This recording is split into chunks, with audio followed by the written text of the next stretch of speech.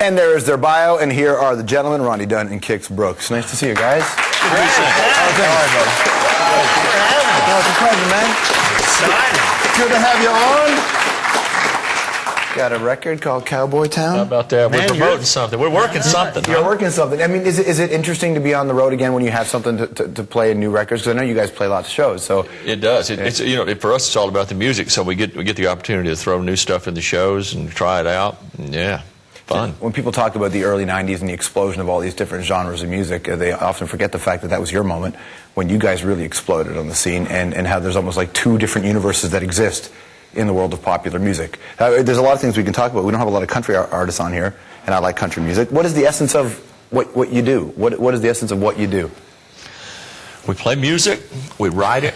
Yes, but of the we make kind up of the words music. and the lyrics. Nice. No, that is not the essence of what you do. The essence of country music in this era, like in the mid-2000s. Has it changed a lot from what it was in the 50s or the 60s? Well, people will say that. You know, you always get the debate that there's traditional country music, you know, and that's a floating subject. You know, it's free floating out there. But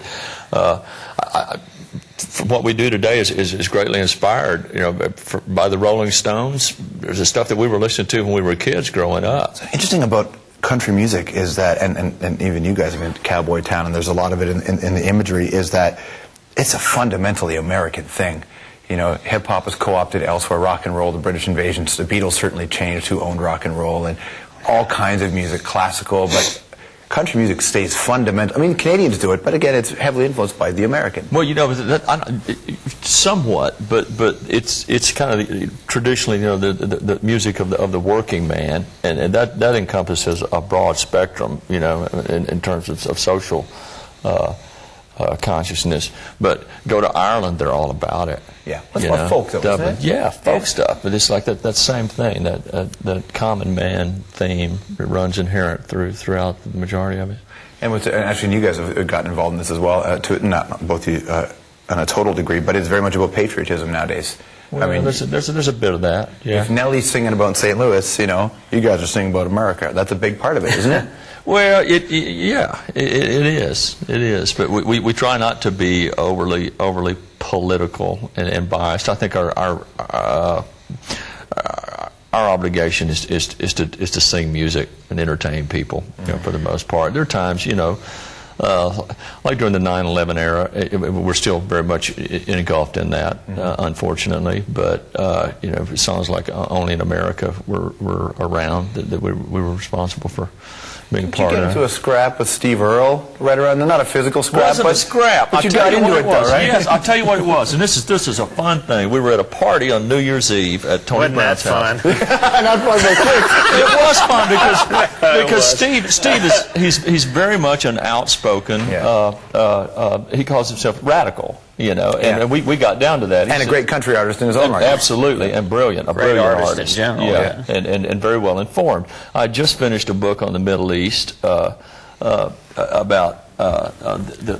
Wahhabi sect of the Islamic religion and stuff. So I was looking for someone to talk to about that. You think Steve? Yeah. So I said, Steve, come here, man. Let's fill me in, bro. What's going on over here? It's like you're against this war, yada yada. And I said, you know, I'm certainly not pro-war in any way, but I said, help me with this. And I just got this blank stare. You know, it's like, what? That's really not exactly how the conversation went. I was waiting for I'm glad your tequila-based memory of that conversation. Well, it did add to the enthusiasm. I don't believe you said, Steve, come over here and tell me what you think. But he got the point. And but it was not in any way to call him out at all. I truly did want to know what he knew about that and stuff. And it was done, and I should probably quit there. But it was done under the guise of trying to say, hey, we need to all be informed and read as much as we can without relying on mainstream media as our education base for what's going on in the world. Is there an expectation because you're a country artist, or I mean, you're an artist, but because a lot of you in the record store, you're filed on the country, is there an expectation that you have to be one way politically? Yes. Well, there's not. Yes, there is. There is. I think there's a. Yes. Yeah. Are you? But nobody is one. I mean, nobody who's smart is actually one way all the time. About right. So I wonder, is there a challenge? I think we have a very liberal based. I mean, obviously, you know, you've got Toby and people like that maybe sing the loudest about the right-hand side. But, you know, Toby's a self-proclaimed Democrat and honestly has very liberal views on the war in general. He's very supportive of the troops.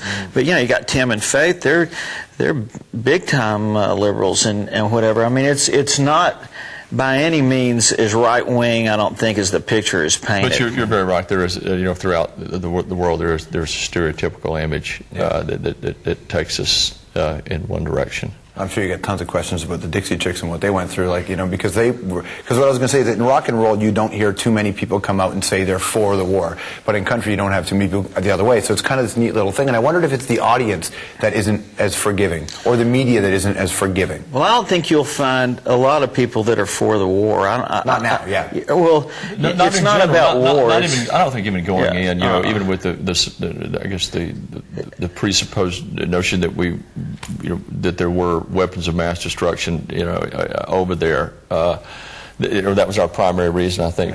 Obviously, it was for heading that way. I know the intelligence community was selling that, and I'm not sure that they weren't sold on it. Don't know. Yeah. Anything beyond that is conjecture, right? Yeah. As opposed to aggression, or that was how we felt about it. And the important thing again was it was support of the troops, the people that had to go fight for whatever it was. There was a need for patriotism for a lot of people, Absolutely. right? And there was a need to feel like they belonged to a community, and they looked within. Obviously, you look to your own country. And I wondered, is there a challenge to be drawn into these sorts of things? You played you played President Bush's inauguration, right? Yeah. I mean, that for many is a political statement. Yeah.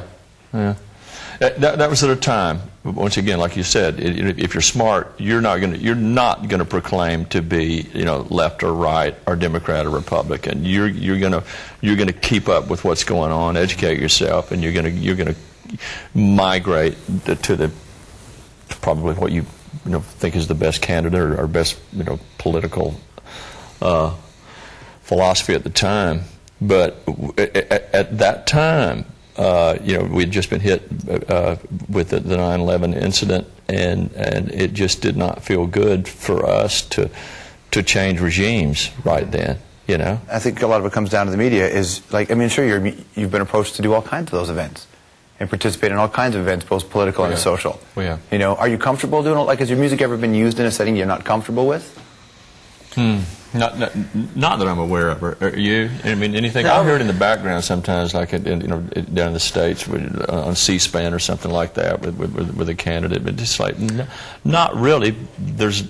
I think if there were blatant political content and commentary involved in what we were saying, it would be. But only in America is generic. Yeah, that's it is. Yeah, it's about the dream. For all of us. I mean, you know, whether you're American or anybody. How's the dream changed for you? I mean, when you guys started out and you were trying to make your way to now, and you guys are the most successful country duo ever. It's quite a place to be. How has the dream changed for you? Not a whole lot, honestly. I'm not sure we're awake yet. Our ambitions are pretty much the same. It's, you know, making the best music we can and trying to stay successful and trying to matter. You know, to think that we can still be doing that 17 years down the road seemed like yesterday. You know, we hooked up. We had no intentions. But that's how it is when you dream and you're asleep.